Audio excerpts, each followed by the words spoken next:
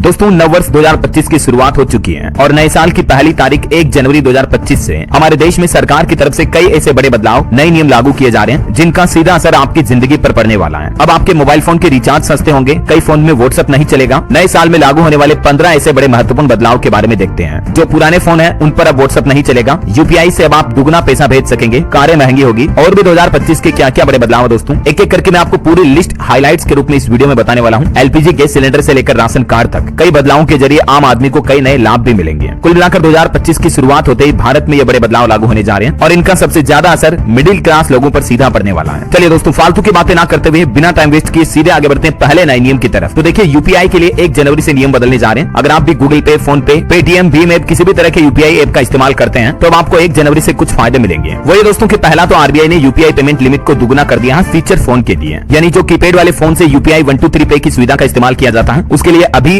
UPI payment करने की limit 5000 रुपए है, उसको जस्ट डबल कर दिया, 10,000 रुपए का पेमेंट किया जा सकेगा, है ना। और इसके अलावा मेडिकल इमरजेंसी में भी यूपीआई पेमेंट करने की लिमिट को बढ़ाकर 5 लाख रुपए तक कर दिया गया है। तो जनवरी 2025 से ही आपको ये बढ़ी हुई लिमिट का फायदा मिलेगा। वहीं अब आप एक ही यूपीआई अकाउंट में 5 से ज्यादा लोगों को ऐड कर पाएंगे, पेमेंट करने का एक्सेस दे पाएंगे, क्योंकि सरकार की तरफ से यूपीआई सर्किल फीचर लॉन्च किया गया जिसमें एक महीने में 15,000 रुपए तक के ट्रांजेक्शन की लिमिट होगी। आप अपने घर परिवार के फैमिली सदस्य या दोस्तों वगैरह को भी आपके यूपीआई अकाउंट का एक्सेस दे पाएंगे। यूपीआई सर्किल सिस्टम को कैसे एक्टिवेट कर सकते हैं आप, इसके बारे में जानकारी भी देख सकते हैं। तो ये नई सुविधा का फायदा भी आपको जनवरी 2025 से मिलने वाला है। और यूपीआई पेमेंट से जुड़ा एक और अपडेट है, डिजिटल वॉलेट से पैसे ट्रांसफर करना अब और भी आसान होगा, क्योंकि यूपीआई वॉलेट के जरिए थर्ड पार्टी ऐप से भी पेमेंट करने की सुविधा आपको 2025 से मिलेगी। अब आप किसी भी तरह के प्रीपेड कार्ड से यूपीआई पेमेंट कर पाएंगे। जो अलग अलग तरह के कार्ड होते हैं आपको पता होगा, जैसे गिफ्ट कार्ड हो गया, मेट्रो रेल कार्ड हो गया, डिजिटल वॉलेट जैसे प्रीपेड उत्पाद धारकों को इससे ज्यादा सुविधा मिलेगी। ठीक है, अगला नया नियम देखिए दोस्तों, पेंशन को लेकर आपको फायदा मिलने वाला। किसी भी बैंक से पेंशन की रकम निकाल पाएंगे 1 जनवरी से। देश के किसी भी बैंक के किसी भी ब्रांच से पेंशनर्स अपने पैसों को विड्रॉल कर पाएंगे और इसके लिए किसी अतिरिक्त वेरिफिकेशन की जरूरत भी नहीं पड़ेगी। अभी मौजूदा नियम के मुताबिक जिस बैंक और ब्रांच में आपका खाता है वहीं से पेंशन ले सकते हैं, राइट। लेकिन अब ये नया फीचर, नई सुविधा आपको 2025 से मिलने वाली है। देश के किसी भी बैंक के किसी भी ब्रांच से आप पैसा विड्रॉल कर पाएंगे अपनी पेंशन का। अच्छा, किसान भाई लोगों के लिए भी अगला नया नियम अपडेट है। किसानों को बिना गारंटी के 2 लाख रुपए तक का लोन मिल पाएगा। आरबीआई गवर्नर की तरफ से ये ऐलान किया गया। अभी ये लिमिट 1,60,000 रुपए तक है। चौथा नियम देखिए दोस्तों, कॉलिंग के लिए अब आपको अलग से रिचार्ज मिलेंगे। यानी नए साल 2025 में आपका मोबाइल फोन रिचार्ज काफी सस्ता होने वाला है। अभी आपको पता होगा जो टेलीकॉम कंपनियां रिचार्ज पैक देती हैं उसमें वॉइस प्लस एसएमएस पैक तो होता ही है, साथ में 5 GB, 15 GB, 50 GB, 200 GB तक के डेटा पैक भी होते हैं। मतलब केवल कॉलिंग एसएमएस के लिए मोबाइल रिचार्ज प्लान कंपनियां नहीं देती हैं। तो अब ट्राई की तरफ से आदेश जारी किया गया, क्योंकि कई लोग जो कीपैड वाला फोन इस्तेमाल करते हैं खास करके गाँव में, तो उनको इंटरनेट की तो जरूरत पड़ती नहीं है, तो फिर उनका मोबाइल डेटा पैक का कोई यूज नहीं हो पाता, जबकि उसके लिए भी वो रिचार्ज में पे करते हैं। तो ये अब आपको ओनली कॉलिंग के लिए रिचार्ज ऑप्शन भी मिलेंगे नई साल 2025 में। ठीक है, चाहे आप Jio, Airtel, Vodafone Idea, Reliance, BSNL किसी भी कंपनी का सिम कार्ड यूज करते हैं तो सभी पर आपको ये नई रिचार्ज का फायदा मिलेगा। पांचवा नियम अपडेट देखिए, कारें और कमर्शियल गाड़ियां महंगी होने जा रही हैं। मारुति, हुंडई, टाटा, किया, एमजी मोटर समेत सभी कार बनाने वाली कंपनियों ने 1 जनवरी से अपनी गाड़ियों को महंगा करने का फैसला किया है। बाइक और कमर्शियल व्हीकल की कीमतें 2 से 3% तक बढ़ेगी, जबकि कारों की कीमतें 4% तक बढ़ेगी। छठा नियम अपडेट देखिए, अब अगर आपका फोन काफी पुराना है तो व्हाट्सएप का इस्तेमाल नहीं कर पाएंगे, क्योंकि दोस्तों 1 जनवरी 2025 से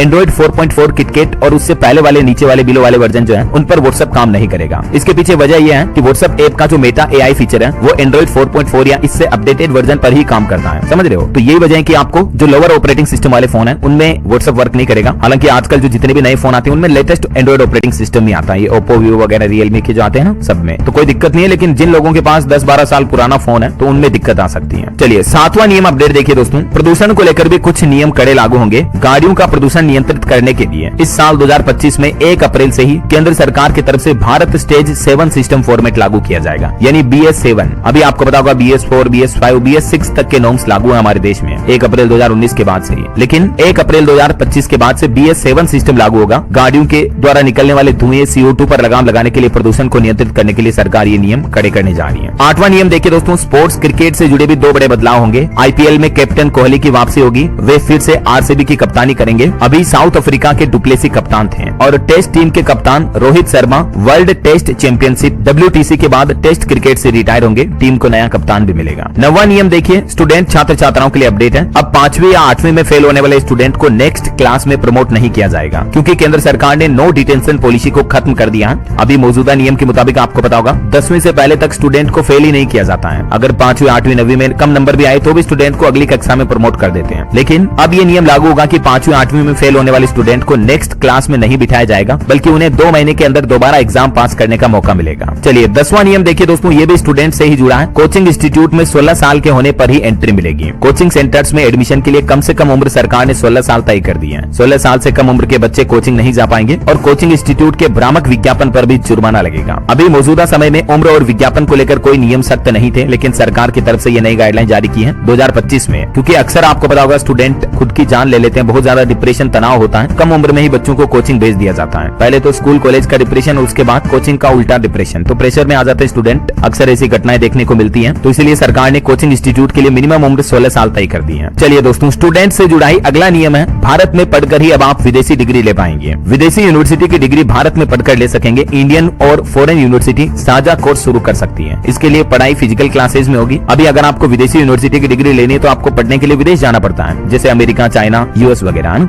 लेकिन अब आप विदेशों की यूनिवर्सिटी में भारत में ही रखकर पढ़ाई कर पाएंगे और वहां की डिग्री ले पाएंगे, है ना। और अग्निवीरों को भी 10% आरक्षण मिलेगा। अगला नियम देखिए आप, सीआईएसएफ और बीएसएफ में पूर्व अग्निवीरों को 10% तक रिजर्वेशन का फायदा मिलेगा। इसके अलावा फिजिकल टेस्ट और एज लिमिट में भी छूट दी जाएगी। अभी मौजूदा नियम के मुताबिक 25% अग्निवीरों को सेना की नियमित सर्विस में लेने का नियम है, तो ये भी बदलाव 2025 से लागू होने जा रहा। कुछ और बदलाव की संभावना है, जैसे कि टैक्स में income tax, import export duty में सरकार बदलाव कर सकती है, और कुछ नई योजनाओं की घोषणाएं आपको 1 फरवरी 2025 को लागू होने वाले बजट में देखने को मिल सकती हैं, जो कि अगले वित्त वर्ष 1 अप्रैल 2025 से लागू होंगे। ठीक है, इसके अलावा कुछ सेविंग स्कीम को लेकर भी एक अपडेट है दोस्तों की जनवरी, अप्रैल, जुलाई और अक्टूबर 2025 की पहली तारीख को तिमाही के लिए स्मॉल इन्वेस्टमेंट स्कीम की ब्याज दरें भी जारी की जाती है, तो इनमें भी सरकार बदलाव कर सकती है 2025 में, महंगाई और इन्फ्लेशन को देखते हुए। वहीं यूटिलिटी से जुड़े कुछ बदलाव होंगे, क्योंकि हर महीने की पहली तारीख को आपको पता होगा डोमेस्टिक और कॉमर्शियल गैस सिलेंडर के नए दाम जारी किए जाते हैं। तो इस साल जनवरी 2025 से ही एलपीजी गैस सिलेंडर के दाम बढ़ सकते हैं या कम हो सकते हैं। इसको लेकर जो भी अपडेट आएगा मैं आपको बता दूंगा इसी चैनल डीएलएस न्यूज के माध्यम से। बाकी फिलहाल सरकार की तरफ से कुछ और फैसले लिए गए हैं। एक तो इनकम टैक्स फाइल करने की आखिरी तारीख को 15 जनवरी तक बढ़ा दिया है। अब 5,000 रूपए तक की लेट फीस लगेगी। पहले इसकी लास्ट डेट 31 दिसंबर थी 31, लेकिन उसको बढ़ाकर 15 जनवरी कर दिया। 15 जनवरी 2025 तक अब मतलब आप लेट फीस के साथ अपना आईटीआर रिटर्न भर सकते हैं। इसके अलावा इस महीने जनवरी में दोस्तों 11 दिन टोटल बैंक बंद रहेंगे। आरबीआई की तरफ से जनवरी 2025 के बैंक हॉलिडे की लिस्ट जारी की गई। 4 तो रविवार आएंगे मतलब संडे, और 2 शनिवार जो 2nd और 4th सैटरडे हो गया। इसके अलावा भी अलग अलग जगहों पर 5 दिन बैंकों में कामकाज नहीं होगा। ये छुट्टियां कब कब रहने वाली है, कंप्लीट लिस्ट आप देख सकते हैं, क्योंकि अभी एक तारीख और छुट्टी की वजह बोलूंगा तो काफी ज्यादा समय लग जाएगा, है ना। तो इसीलिए दोस्तों आप इस डिटेल को थोड़ा सा वीडियो को पॉज करके देख लीजिएगा। अच्छा, आरबीआई द्वारा कुछ और अपडेट लागू किए हैं। अब देखिए, ऑनलाइन पैसे भेजने में किसी भी तरह की गड़बड़ी नहीं हो पाएगी, क्योंकि लाभार्थी खाते के सत्यापन की भी सुविधा मिल पाएगी। ये नियम भी दोस्तों नए वित्त वर्ष 1 अप्रैल 2025 से लागू होगा हमारे देश में ऑनलाइन मनी ट्रांसफर को लेकर। दरअसल आरबीआई और सरकार का ये प्लान है, जो हम ऑनलाइन पेमेंट करते हैं ना आरटीजीएस एनईएफटी के जरिए, तो इनमें जो बेनिफिशियरी ऐड करते हैं उनके नाम का वेरिफिकेशन कर पाएंगे आप उनके बैंक अकाउंट नंबर और आईएफएससी कोड के जरिए। जैसे हम फोन पे, गूगल पे में पेमेंट करते हैं, उनके मोबाइल नंबर डालते ही सामने वाले का नाम आ जाता है, तो हमें पता चल जाता है कि हाँ यार नंबर सही है, किसी गलत बंदे को पेमेंट नहीं जा रहा, राइट। तो ठीक है, सही। अब आपको एनईएफटी आरटीजीएस में भी गलत बैंक खाते में फंड ट्रांसफर करने पर रोक लगाने के लिए आरबीआई ये नई सुविधा देगा। ये नए नियम 1 अप्रैल 2025 से लागू होंगे। आरटीजीएस एनईएफटी के लिए जैसे आप बेनिफिशियरी ऐड करोगे, आपको उस बैंक अकाउंट ओनर का नाम पता चल जाएगा पहले से ही, मतलब जो सामने वाला रिसीवर होगा ना, उस पार्टी का बेनिफिशियरी अकाउंट होल्डर के नाम को आप वेरीफाई कर पाएंगे फंड ट्रांसफर करने से पहले ही।